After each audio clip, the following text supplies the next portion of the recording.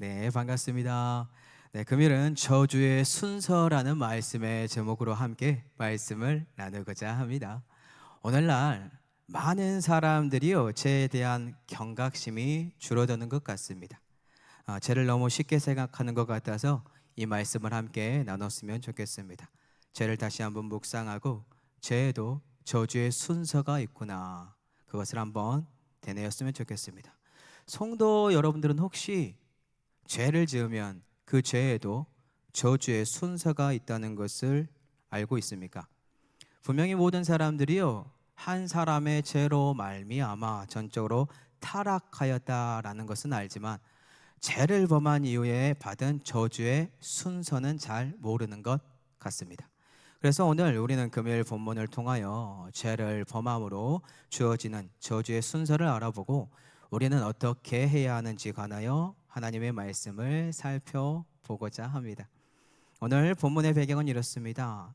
천지 창조된 아름다운 세상 가운데 살아가고 있는 두 남녀가 사탄의 도구인 뱀의 등장으로 타락하게 되는 배경입니다. 그 내용은 이렇습니다. 뱀은 어떻게 해서든지 여자가 하나님의 말씀에서 벗어나게 하는 것, 즉 죄를 범하게 함으로 하나님과 인간의 관계를 파괴하는 것이었는데요. 이 뱀의 작전은 여자와 남자가 선악을 알게 하는 나무의 열매를 먹음으로 성공하게 됩니다. 그 결과로 어떠한 일이 벌어지게 되나요? 선악을 알게 하는 나무의 열매는 먹는 날에는 네가 정령 죽으리라 하는 하나님의 말씀이요, 아담과 하와에게 벌어지게 됩니다. 단면적인 면으로 봤을 때 우리 눈에는 아담과 하와가 살아 있기 때문에 죽은 것이 아니다라고 여겨질지 모릅니다. 하지만 영적으로 이미 아담과 하와는 전적으로 타락한 존재들이 되었기 때문에 죄로 물든 존재로서 하나님과의 영적인 단절이 이루어진 죽은 존재들이 되었다라는 것입니다. 결국 그들은 살아있으나 영적으로 죽은 자요, 타락한 천사들의 꾀임에 넘어간 자들이 되었습니다. 이 하나님께 물으시죠. 아담아, 어디 있느냐? 아담은 그 소리에 애정 같았으면 하나님 여기요라고 당당히 말을 했겠지만 이제는 자신을 부르는 그 소리 두려움으로 느끼고 부끄러움을 느끼며 또한 하나님으로부터 이질감과 불편함을 느끼기 시작합니다. 왜냐하면 하나님은 죄가 없으신 분이시며 빛으로 오신 분이신데 이제 아담에게는요, 빛은 존재하지 않고 어둠만 존재하며 죄악으로 가득 찬 존재요, 불순종의 자녀요, 진노의 자녀가 되었기 때문입니다. 하나님께서 아담에게 물읍니다. 누가 너의 벗었음을 알게 하였느냐? 내가 먹지 말라고 명한 그 나무의 열매 네가 먹었느냐라고요. 예, 아담 고백하죠. 하나님께서 내게 주셔서 나와 함께 있게 한 그 여자가 나에게 그 나무의 열매를 줌으로 자신이 먹었다고요. 아담에게 이제는 하와에게 아담에서 이제는 하와에게 하나님께서 질문을 이어가죠. 하나님께서 하와에게 이르기를 네가 어찌하여 이렇게 하였느냐라고 묻습니다. 그러자 여자가 하는 말이 뱀이 자신을 깨물어 자신이 먹었다라고 고백해요. 지금 현재 우리는 이러한 죄를 범한 아담과 하와를 통해 무엇을 알 수 있습니까? 제 잘못입니다 라는 고백이 전혀 없습니다. 내 책임입니다 그런 말이 없이 남자는 하나님이 주신 여자 때문입니다. 여자는 뱀이 나를 속여서 그랬습니다. 그렇게 책임 회피성의 말만 하고 있다라는 것입니다. 지금 이들이 범한 죄의 크기 얼마나 큰지 아시나요? 이들은 그 당시에 상상도 못했을 것입니다. 오늘날 살아가는 자신들의 후손들, 우리들까지 그들이 범한 죄 때문에 크나큰 고생을 하고 있으니까요. 이 죄에 대한 무게감도 모르고 전적으로 타락한 존재들이 되었기 때문에 이들은 책임 회피성에 대한 대답만 하나님께 하고 있습니다. 이는 나는 억울하다. 나는 잘못이 없고 다만 저 사람 때문에 하나님께서 허락하신 저 여자 때문에 저 뱀 때문에 이렇게 됐다라고 고백하고 있다라는 거예요. 안타까운 현실이죠. 자, 그러면 이러한 두 죄인의 고백, 이 고백에 하나님께서 허락하신 저주는 무엇일까요? 이제부터 하나님께서 허락하신 저주의 순서를 한번 살펴보도록 하겠습니다. 책임 햇빛선 같은 여자의 대답 속에서 하나님은 먼저요, 가장 처음으로 죄를 범한 뱀에게 저주를 줍니다. 첫 번째 저주가 누구에게 임했다고요? 뱀에게 하나님의 저주가 임하는데요, 금일 본문 창세기 3장 14절입니다. 여호와 하나님이 뱀에게 이르시되 네가 이렇게 하였으니 네가 모든 가축과 들의 모든 짐승보다 더욱 저주를 받아 배로 다니고 살아있는 동안 흙을 먹을지니라. 지금 현재 이 뱀 어떠한 저주를 받게 되었습니까? 배로 다니면서 살아있는 동안에요, 흙을 먹는 저주를 받게 됩니다. 그럼 질문을 한번 드려보도록 하겠습니다. 지금 이 파충류과인 이 뱀이 어떠한 존재의 도구로 사용이 된 것인가요? 사단의 도구로 뱀이 사용된 것입니다. 자, 그러면 잘 들어보시기 바랍니다. 이 뱀은 지금 사단의 도구입니다. 그런데 그 도구에게 어떠한 일이 벌어졌다고요? 저주가 사단의 도구에게 임했다라는 겁니다. 한 가지 예시를 들어볼게요. 어느 날 저녁에 강도가요, 우리 집에 들어왔다라고 가정을 해보겠습니다. 저는 집에 없습니다. 그런데 그 강도가 칼로 우리 가족들을 모두 살인했습니다. 그런데 그 이후에요, 경찰관이 저를 찾아왔어요. 그리고 경찰관이 강도의 칼을 가지고 와서 이 칼이 당신의 가족을 죽인 도구입니다 라고 말을 해요. 그러더니 갑자기 우리 가족을 살인한 강도의 칼을 온갖 화학약품을 더해서 변형되게 하는 저주를 임하겠습니다 라고 경찰관들이 말을 하고 그 칼에 그런 저주를 줍니다. 이게 무슨 뜻인가요? 솔직히 뱀이 저주받은 것 큰 의미를 부여하기가 어렵다라는 거예요. 그럼에도 불구하고 하나님은 왜 사단의 도구로 사용된 이 파충류인 뱀에게 저주를 하신 것일까요? 그만큼 죄에 대한 이 무거움 우리에게 알려주기 위해서입니다.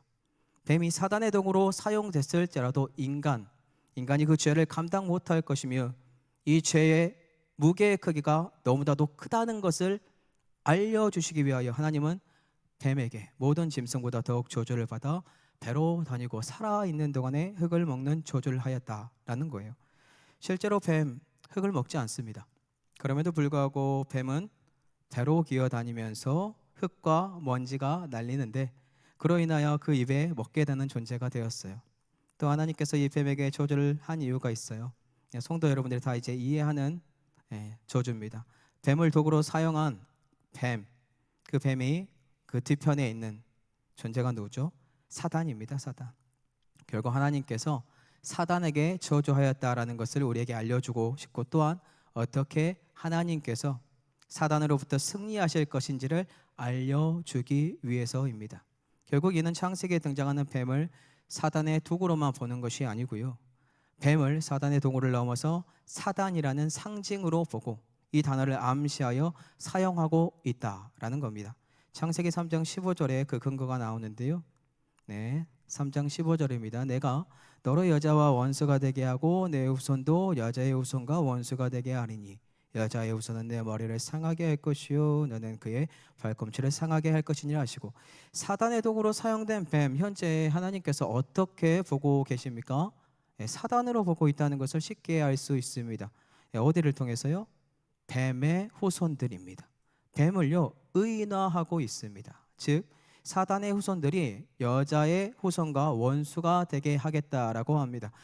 그러함과 동시에 저주를 받은 뱀이 상할 수밖에 없는 근거를 우리에게 제시합니다. 참고로 뱀은요 더욱 저주를 받아 배로 다니는 삶을 살게 됩니다. 배로 다니는 삶이란 땅에 붙어서 움직여야 하는 존재입니다.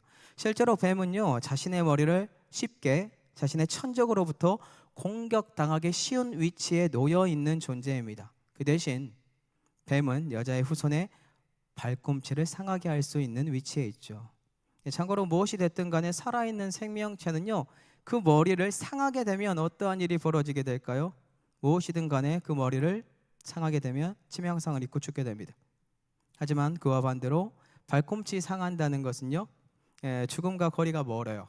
멀다는 뜻이고 시간이 흐르면 회복이 가능한 미비한 상처밖에 줄 수 없다라는 뜻입니다.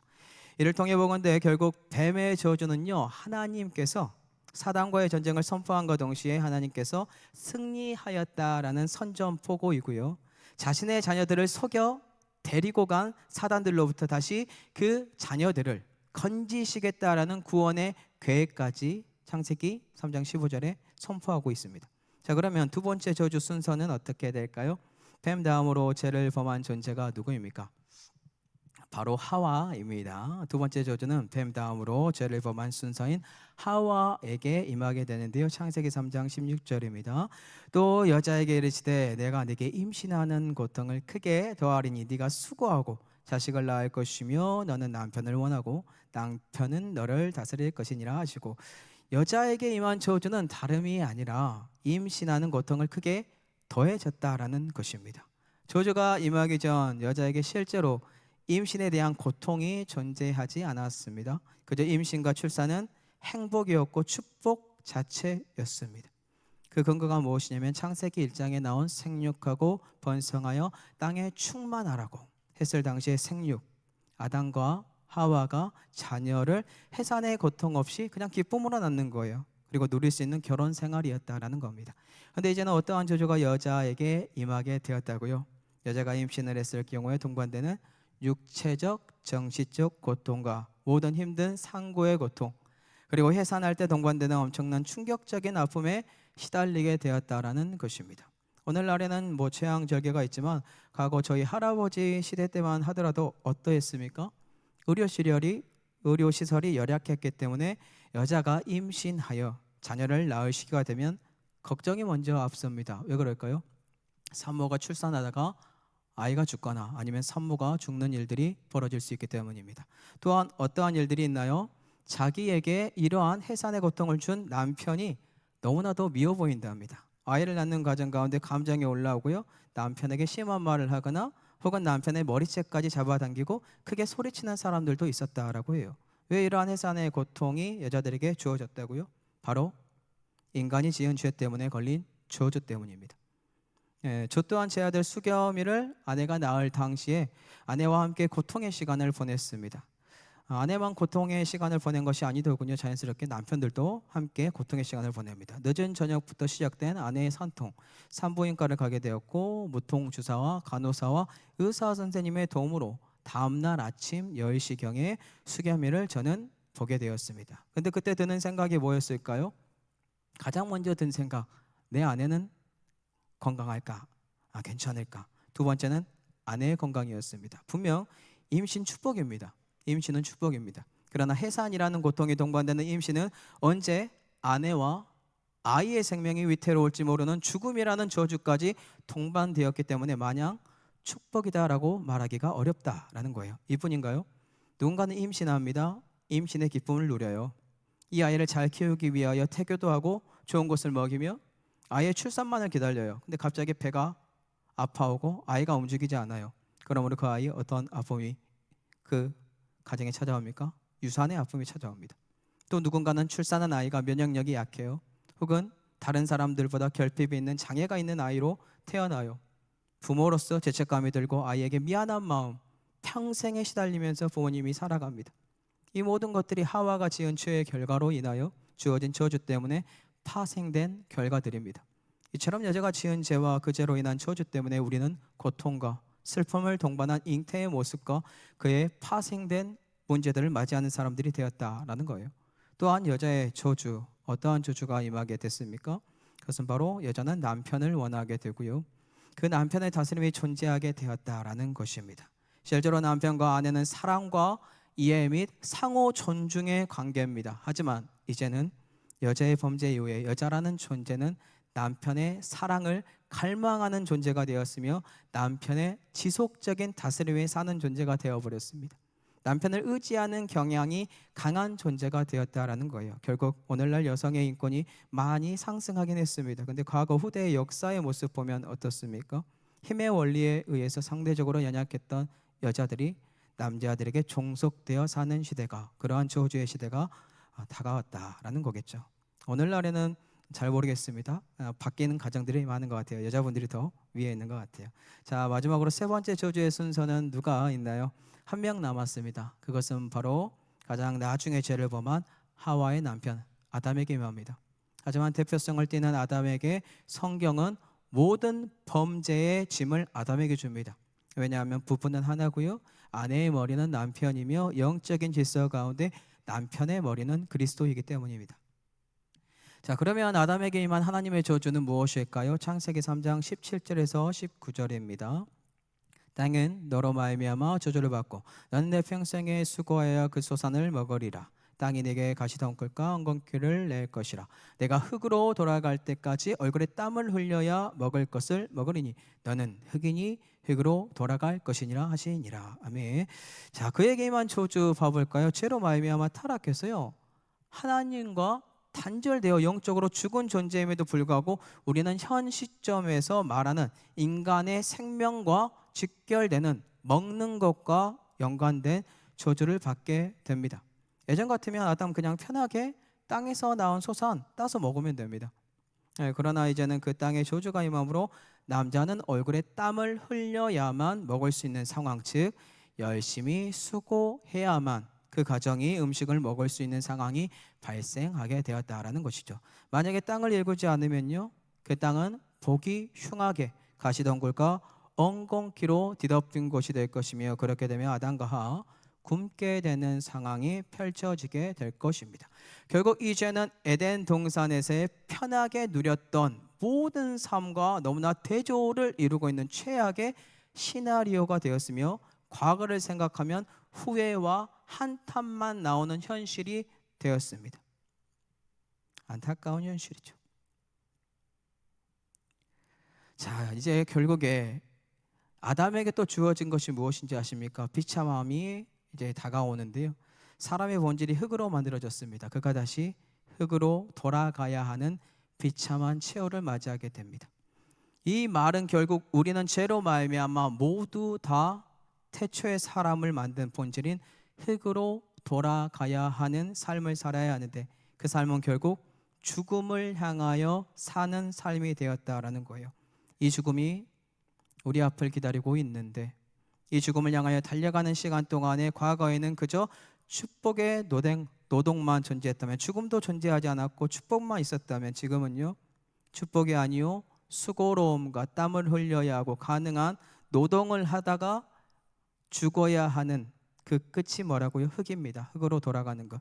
결국 죄 값으로 인하여 우리는 모두 다 흙으로 돌아가야 하는 죽음의 조건이 우리들에게 주어졌다. 실제로는 죄를 범하지 않았다면 아담과 하와의 모습으로 평생 사는 존재들이겠죠. 이제는 그러한 모습은 사라졌고요, 우리에게 주어진 죽음의 방식은 흙으로 돌아가는 삶을 평생에 수고하면서 맞이하는 자들이 되었다라는 것입니다. 이게 남자가 받은 저주의 모습입니다. 자, 그렇다면 오늘날에도 죄의 저주 우리에게도 동일하게 작용하고 있습니까?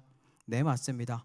오늘날에도 동일하게 여자들은 해산하는 고통, 남자를 원하고 힘든 일이 있으면 남자들에게 의지하는 마음, 그리고 남자들은 열심히 힘든 노동을 함으로 가정을 돌보는 삶, 그리고 세상이라는 돌방 상황 속에서 가시덤불 엉겅퀴 그들과 끊임없이 싸워야 하는 삶, 그러다가 죽음을 맞이함으로 흙으로 돌아가는 삶, 우리에게도 동일하게 이 죄의 저주는 계속해서 이 지구가 멸망할 때까지, 혹은 예수 그리스도가 재림하실 때까지 동일하다라는 것입니다. 그럼 이러한 죄의 저주의 순서 가운데 희망은 없는 것일까요?